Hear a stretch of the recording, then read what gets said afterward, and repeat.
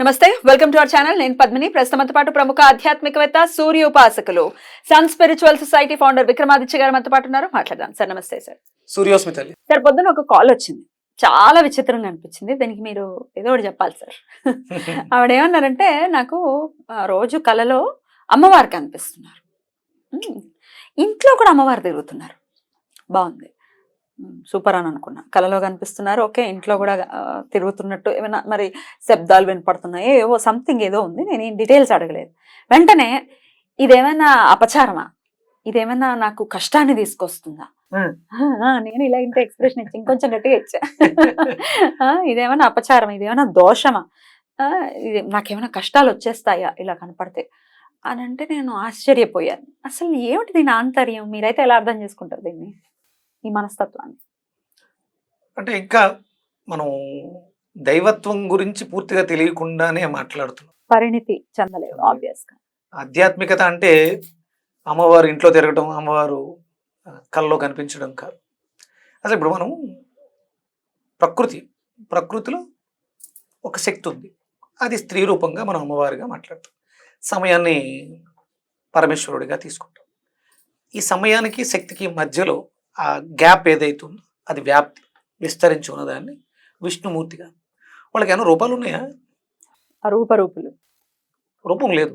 అమ్మవారికి అప్పుడు శక్తి రూపం తీసుకుంది అంటే నీకు కోపం వచ్చిందమ్మా, ఉగ్ర రూపం దాల్చావు, జుట్టు ఇలా ఎర్రబోసుకుని ఇలా కూర్చున్నావు, ఏట్రా చెప్పు అన్నావు. నేనే అంటే నీలో ఉన్నటువంటి శక్తి అంటే తారాస్థాయికి చేరింది. అప్పటి వరకు సౌమ్యంగా మాట్లాడుతున్న శక్తి కోపం వచ్చింది, ఉగ్ర రూపాన్ని తీసుకున్నావు. ఇందులో ఇప్పుడు రూపం ఎవరిదే? అమ్మవారిదే. ఎస్, నీ బిడ్డకు నువ్వు అమ్మగా కనిపిస్తావు. ఇప్పుడు ఎవరికైతే స్వప్నంలో కనిపించిందో అదే ధ్యాసతో ధ్యానంతో ఉన్నాం, శక్తి మీద దృష్టిని పెట్టాం, అక్కడ ఒక రూపం తీసుకుంది, ఆవిడికి నచ్చిన రూపం తీసుకుంది. అంటే మనం అమ్మవారు ఇలా ఉంటుంది, సింహవాహిని. సింహం అనేది సింబాలిక్, అదొక ఎనర్జీ. ఆవిడ చేతులు, చేతుల్లో ఉన్నటువంటి అస్త్రాలు, అంటే ఆ శక్తి పరిణితి, ఆ రూపాంతరం చెందింది మనకు. ఇప్పుడు వ్యాసుల వారు కానీ ఋషులు మనకి అందించారు, ఇలా ఉంటుందని వేదం చెప్పింది. అక్కడ అందులో సూత్రీకరించినటువంటి స్తోత్రంలో ఆవిడ ఇన్ని చేతులతో ఇలా ఉంది. ఆ శక్తికి ఇన్ని రూపాలు, అణువులు ఒక చోట కేంద్రీకృతమైనవి. అందులోంచి వచ్చినటువంటి రేస్, సూర్యుడు సహస్ర కిరణాలు 1000 కనపడతాయేమో మనకి, కనపడవు. అంటే అందులోంచి వచ్చేటువంటి ఆ రేస్ కి ఒక పేర్లు పెట్టారు. 1000 కూడా పేర్లు ఉన్నాయి.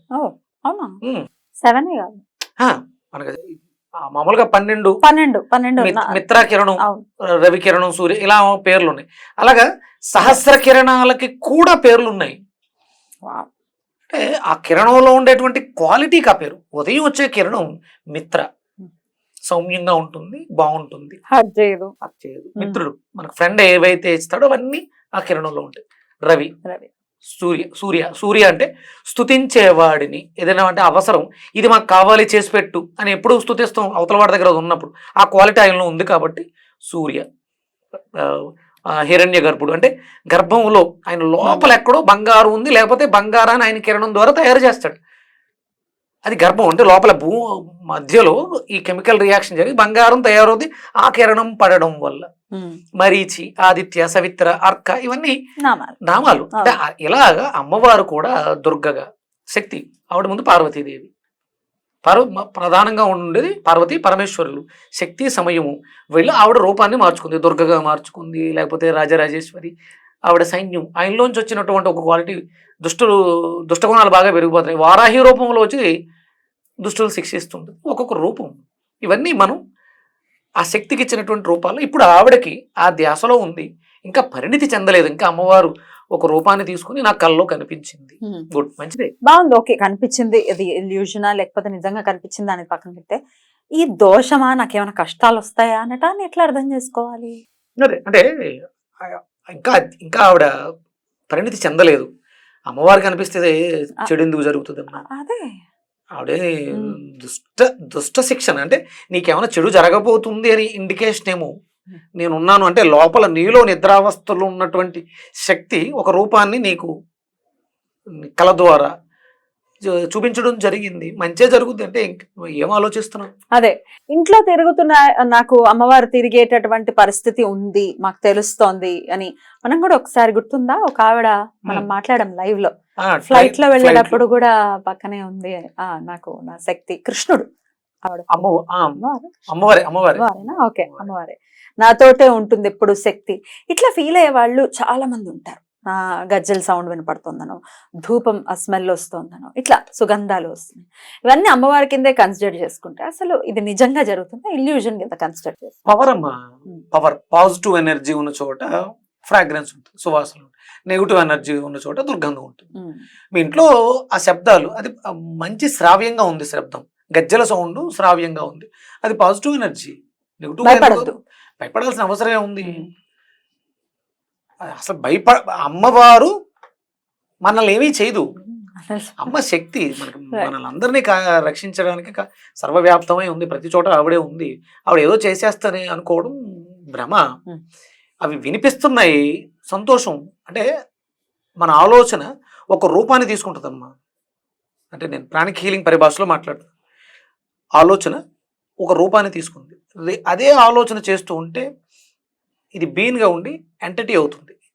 ఇంకొంచెం పెద్దగా స్పందించటం, దానికి ఎనర్జీ ఇస్తున్నాం. ఆ ఆలోచనకి ఒక కోరిక, నేను ఇది అవ్వాలి అనేది ఒక కోరిక అయితే, ఒక ఆలోచన అయితే ఒక రూపం తీసుకుంటుంది. ఇది ఎంత ఉంటుంది. మర్నాడు సేమ్ అదే ఆలోచన చేసాం, అది ఇంకొంచెం పెరిగింది, ఇంకొంచెం చేసాం అంటే అదే ఆలోచన చేయగా చేయగా చేయగా ఒక రూపాన్ని తీసుకుంటుంది. అది నాలా ఉంటుంది. ఇది అక్కడక్కడ తిరుగుతూ ఉంటుంది. ఎనర్జీ కదా, ఆత్మ కాదు.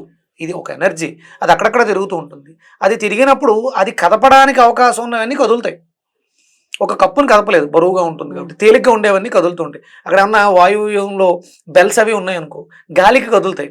అంటే దీనికి కూడా ఎనర్జీ ఉంది కాబట్టి దాన్ని కదిపే అవకాశం ఉంది, కాబట్టి సౌండ్ వచ్చే అవకాశం ఉంది. అంతే తప్ప అంటే ఇల్యూజన్ అని కొట్టిపారేయకూడదు, కరెక్ట్ కాదు. ఎనర్జీ ఒక రూపాన్ని తీసుకుంది, అది అలా మన కళ్ళ ముందు తిరుగుతూ ఉంటుంది. రైట్, తెలుస్తూ ఉంటుంది. యూ కెన్ ఫీల్ ఇట్ అది పాజిటివ్ ఎనర్జీ. ఒకవేళ మొదలైంది ఇట్లా, డెఫినెట్ గా ఎంతో కొంత సాధన చేయటము, లేకపోతే అమ్మవారి మీద దృష్టి కేంద్రీకరించడం వలన మాత్రమే అది జరుగుతుంది. ర్యాండమ్ గా జరిగిపోదు కదా, ఈ నాస్తికులకి ఏం జరగదు కదా.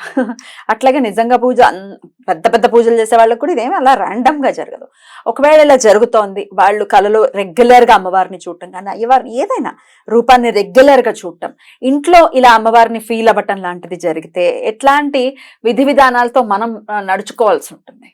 100% పాజిటివ్ ఎనర్జీని కాపాడుకోవాల్సినటువంటి బాధ్యత ఉంటుంది. కనపడింది అంటే నేను చేస్తున్నటువంటి అర్చనలో మంత్రానికి ఉన్నటువంటి శక్తి ఒక రూపాన్ని తీసుకుంటుంది. ఇప్పుడు దీన్ని ఇంకొంచెం ఉధృతంగా చేసి ఆ శక్తిని మరింతగా పెంచుకోవాల్సినటువంటి అవసరం చాలా ఉంది.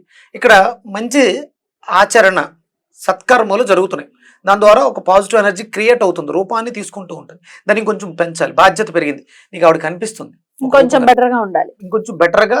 ఎక్కడా కూడా నెగిటివ్ అంటే అన్నెసరీ వర్డ్స్ వాడటం కానీ, అసాంఘికమైనటువంటి కార్యకలాపాలు, ఆహార విహార వ్యవహారాల్లో, అష్టాంగ యోగ సాధనలు అవేమీ ఇబ్బంది లేకుండా జరుగుతూ ఉంటే అద్భుతంగా ఈ శక్తి ఆవిడ వచ్చింది. లాభం ఏంటి? మనకు ఉపయోగపడాలి కదా. మనకు ఉపయోగపడే విధంగా మార్చుకోవడానికి ఇంకొంచెం శ్రద్ధ ఎక్కువ పెట్టాలి. మనం అనుకున్నది మేనిఫెస్టేషన్, ఒక ఇల్లు కొనుక్కోవాలి, కారు కొనుక్కోవాలి. ఇప్పుడు ఇంత శ్రమపడి శక్తిని పెట్టి పూజ చేసాం, పూజ ద్వారా శక్తి క్రియేట్ అవుతున్నప్పుడు ఇంకొంచెం ఎక్కువగా వెళితే మనకు ఆ ఫలితాన్ని పొందేయచ్చు. సాధన ఎందుకు చేయాలి, దేవుడికి ఎందుకు దండం పెట్టాలి, ఎందుకు మంత్రాలు చదవాలంటే మన కోరికలకి ఒక శక్తి కావాలి, కోరికలు నిర్వర్తించుకోవడానికి. అక్కడ అమ్మవారు దర్శనం ఇచ్చింది అంటే నీకు ఇంకా అవసరం, దృష్టి పెట్టు, తగ్గింది, వచ్చేస్తాను నేను, ఈ రూపంలో వస్తాను. మరి వచ్చిన తర్వాత ఏమిస్తావు? నీకు కావాల్సినవి కంఫర్ట్సా, ఏం కావాలి, అవన్నీ కూడా మనం క్రియేట్ చేసే ఎనర్జీతో, అమ్మవారితో మనం ఆ పనులు చేసుకోవడానికి చేసుకుంటాం. రైట్.